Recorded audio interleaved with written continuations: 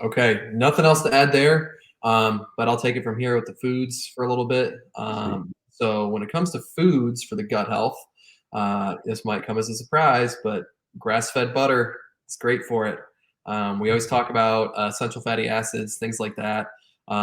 One of the best forms of anti-inflammatory fats that you can get from animal foods is grass-fed meats and the arachidonic acid that comes from that, as well as from the butter as well. Fish oil through good wild caught fish is great. Um, Other foods could be things like organic, uh, not covered in pesticides, vegetables. Yeah.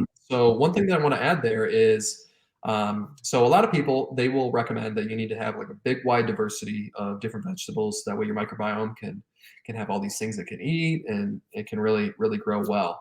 Well, if you think back to when we mentioned FODMAPs, or when Dr. Joel mentioned that, FODMAPs are fermentable oligosaccharides, disaccharides, um, Monosaccharides and polyols. monosaccharides, and polyols. Yes, exactly. Polyols, yeah. So that is essentially what that means is short chain sugars that your microbiome can interact with and drive gas. Um, so all of these vegetables are going to be really full of those things. Well, if you've got some sort of gut issue, why would you eat those to help a gut issue? So that's where it's this debate of, okay, if you see your gut as a garden and you have all of your really nice crops, you've got your corn, you've got your potatoes, you've got your zucchinis, your cucumbers, tomatoes, all the stuff that you're growing. You want to fertilize those, but if there's a bunch of weeds grown in between there in all the different rows, why would you put fertilizer on there before you pull the weeds? And maybe, I'm not a gardener, so I guess I don't have the expertise to know if that's actually something that you should do.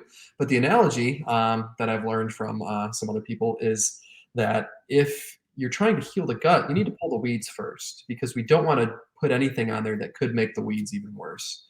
Um, and with the case Mm. of a good variety of uh, vegetables and indigestible fiber and all that stuff, it's very good for good microbiome function as well as essential fatty acid production. But if there is an overgrowth there, it can be counterintuitive. So the reason that it's really good, so there's this essential fatty acid, it's called butyric acid. There's only two places you can get it from. The first place being from dairy products,